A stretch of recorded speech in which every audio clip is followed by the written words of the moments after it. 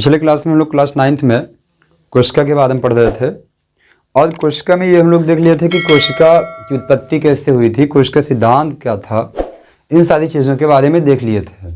तो आज जो है हम लोग बात करते हैं अगर कोशिका के प्रकार की, इसके जो टाइप्स होते हैं कोशिका के प्रकार।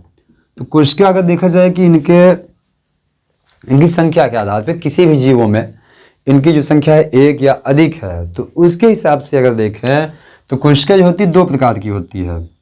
कौन कौन सी? एक होता है एक कोशिकीय जीव, जो भी जीव होते हैं एक कोशिकीय, और दूसरे होते हैं बहुकोशिकीय। बहुकोशिकीय इसको कहते हैं यूनिसेलुलर और इसको कहा जाता है मल्टी सेलुलर। तो देखो एक कोशिकीय जीव क्या होते हैं कि ऐसे जीव जिनमें सिर्फ और सिर्फ एक कोशिका होती है। जीव तो पूरे हैं लेकिन कोशिका कितनी है? सिर्फ और सिर्फ एक ही कोशिका है, और उसी कोशिका के अंदर उनके जीवन की सारी क्रियाएं संपन्न हो जा रही हैं। सारी क्रियाएं मतलब पाचन, अवशोषण, इसके अलावा जो भी हो रहा है उनमें श्वसन, विक्षेपण, प्रसंचरण, जो कुछ भी हो रहा है वो सारी चीज़ें अगर एक ही कोशिका के अंदर संपन्न हो रही हैं, एक ही कोशिका से मिलके शरीर का निर्माण हुआ है, तो ऐसी कोशिका को कहते हैं, ऐसे जीवों को कहते हैं एक कोशिकीय जीव। फिर बात आती है बहुकोशिकीय जीव। बहुकोशिकीय जीव क्या होते हैं? ऐसे जीव जिनके शरीर का निर्माण एक से अधिक कोशिकाओं से मिलकर बना होता है। उनके शरीर में कई कोशिकाएं होती हैं, या जीवन की सभी प्रक्रियाएं करने के लिए एक से अधिक कोशिकाओं की आवश्यकता होती है।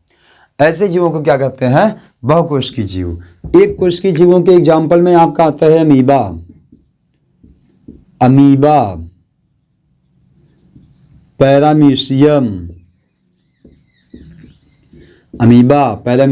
Euglena, Trypanosoma.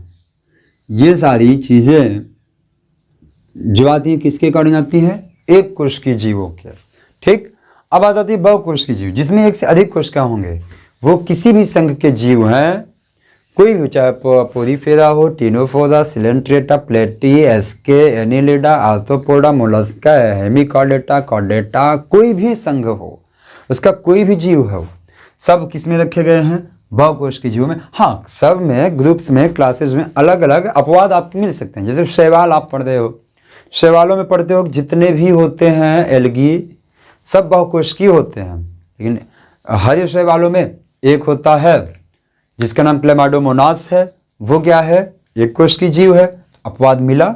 फंजाई जो होते हैं कवक होते हैं, कवक भी सभी बहुकोशिकीय होते हैं, लेकिन यीस्ट जो होता है आपका, ये भी एक कोशिकीय जीव है। यहाँ पर ये भी अपवाद हुआ। तो ये तो बात आई कि एक कोशिकीय और बहुकोशिकीय जीवों की। जिनके शरीर का निर्माण एक कोशिका से होगा उनको एक कोशिकीय जीव, जिनके शरीर का निर्माण दो या अधिक कोशिकाओं से होगा उनको हम लोग कहेंगे एक से, यानी कि एक से अधिक कोशिकाओं का हो उसको कहेंगे बहुकोशिकीय जीव। तो जितने भी इन सारी चीज़ों को छोड़ के जो भी आपके दिमाग में है, अगर अगल बगल जीव जितने भी दिखने वाले हैं, आपको अपनी आंखों से दिखाई देते हैं, वे सब किस में आते हैं? बहुकोशिकीय जीव में। ये तो बात हुई कि मान लीजिए कि इनके संख्या के आधार पे एक है या अधिक कोशिकाएं, इसके आधार पे जीवों का वर्गीकरण हो गया। फिर बात आती है प्रोकैरियोटिक कोशिका और यूकैरियोटिक कोशिका। प्रोकैरियोटिक कोशिका मतलब जिसका विकास पहले हुआ हो, जिसका विकास पहले हुआ हो, यानी कि जिसकी उत्पत्ति बहुत पहले हो गई, सबसे पहले हुई हो, ऐसी कोशिकाओं को हम लोग क्या कहते हैं? Prokaryotic cell. अच्छा, प्रोकैरियोटिक को अगर हम लोग तोड़ने जाएंगे तो मिलेगा प्रो प्लस कैरियोटिक। प्रो मतलब होता है फर्स्ट और कैरियोटिक मतलब होता है कैरियन। और फर्स्ट में आप इसको कह सकते हो इंसिपिएंट। इंसिपिएंट यानी कि आरंभी या प्रारंभी, और इधर कैरियोटिक बना है कैरियन से। कैरियन का मतलब होता है न्यूक्लियस, न्यूक्लियस यानी कि सेल। ऐसी कोशिका जिसमें केंद्रक का विकास न हुआ हो उस कोशिका को कहते हैं प्रोकैरियोटिक कोशिका, या आभासी केंद्रक हो, केंद्रक की जैसी संरचना हो उसको हम लोग क्या कहेंगे? आभासी केंद्रक। और वो किसमें होता है? प्रोकैरियोटिक में जैसे आप पढ़ोगे आगे चल के मोनेरा में जितने भी जीव रखे गए हैं सब किसके अकॉर्डिंग आते हैं? प्रोकैरियोटिक के। और जैसे बैक्टीरिया आप पढ़ते हो, bacteria, you bacteria, cyanobacteria, Archie bacteria, ये सारी चीज़ें किसके एग्जाम्पल होते हैं? प्रोकैरियोटिक के।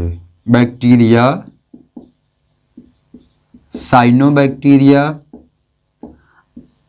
आर्की बैक्टीरिया, ये सब किसके, ब्लू ग्रीन एल्गी नहीं कहते हम लोग साइनोबैक्टीरिया को ही, सब किसके अंतर्गत आते हैं?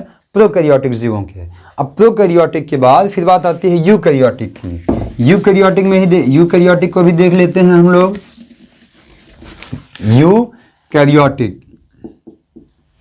यूकैरियोटिक सेल्स, यूकैरियोटिक यानी कि ऐसी कोशिकाएं, इसको भी तोड़ो, you plus karyotic. You means क्या होता है? ट्रू, और कैरियोटिक मतलब न्यूक्लियस, यानी कि ऐसा केंद्रक, ऐसी कोशिका जिसमें वास्तविक केंद्रक का विकास होता है, ऐसी कोशिकाओं को हम लोग क्या कहते हैं? Eukaryotic cell.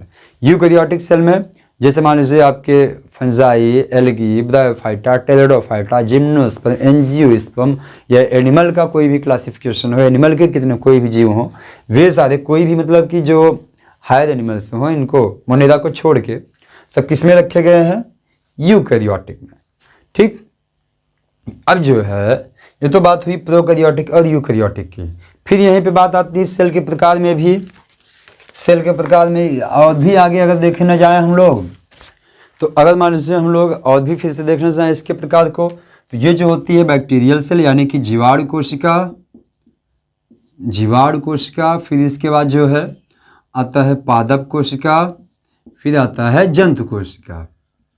इन तीनों में अंतर होता है। जो जीवाणु कोशिका होती है किसके अंदर होगी? सिर्फ और सिर्फ जीवाणुओं में जो कोशिका होती है, एक कोश के जीव होते हैं चूंकि जीवाणु, इसलिए हम लोग इसके बारे में पढ़ेंगे, जीवाणु कोशिका के बारे में।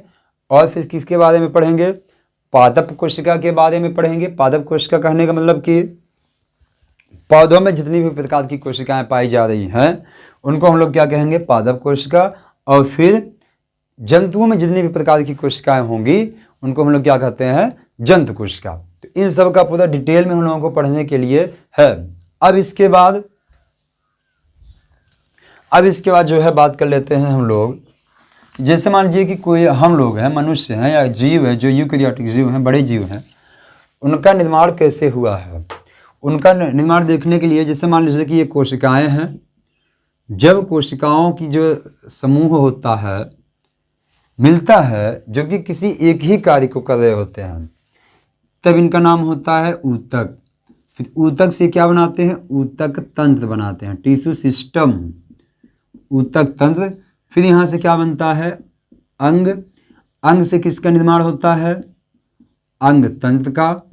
अंग तंत्र से फिर किसका निर्माण होता है? किसी भी जीव का। अब जब जीव की डेथ हो जाती है, जब जीवों की डेथ हो जाती है, डेथ होने के बाद वो फिर कोशिका में भी देखो लिविंग और नॉन लिविंग दोनों होते हैं ना, लिविंग पार्ट भी नॉन लिविंग पार्ट भी होता है कोशिका में। तो जब जीवों की डेथ होती है, जीवों की डेथ होने के बाद फिर से वो अपने मोनोमर में, यानी कि सीधे सीधे बात करें तो electron, proton, neutron, non living में वो फिर से बढ़ जाते हैं। और ये होता है कि आप हम लोगों का किस तरीके से बॉडी का ऑर्गेनाइजेशन हुआ होता है, शरीर का निर्माण हुआ होता है। कि हम लोग कहते हैं ना कि कोशिका, पढ़े थे ना कि कोशिका जीवों की संरचनात्मक इकाई है ना। क्यों इकाई है? तो वही चीज देखो, जीव है, जीव किससे बना? अंग तंत्र से। अंग तंत्र किससे बने हैं? अंग से। अंग किससे बना है? ऊतक तंत्र से। ऊतक तंत्र किससे बना है? ऊतक से। ऊतक किससे मिला है? फाइनली कोशिका से मिलके बना है। तो ये पूरा इंडिकेट करता है कि हम लोगों के शरीर का निर्माण किससे हुआ है? कोशिका से हुआ है। इसीलिए हम लोग कहते हैं कि कोशिका जो है जीवों की संरचनात्मक और क्रियात्मक इकाई होती है। ठीक, अब हम लोग सीखेंगे क्या? जीवाणु कोशिका, पादप कोशिका और जंतु कोशिका। इसके आगे फिर हम लोग नेक्स्ट डे सीखते हैं। और फिर वही बात को, अगर मान लीजिए किसी भी प्रकार की आपको डाउट होता है, जो टॉपिक्स आपको टफ लग रहे हो उसको भी आप कहेंगे तो हम लोग उसी तरीके से एक्सप्लेन उसको कर लेंगे अलग से। ठीक।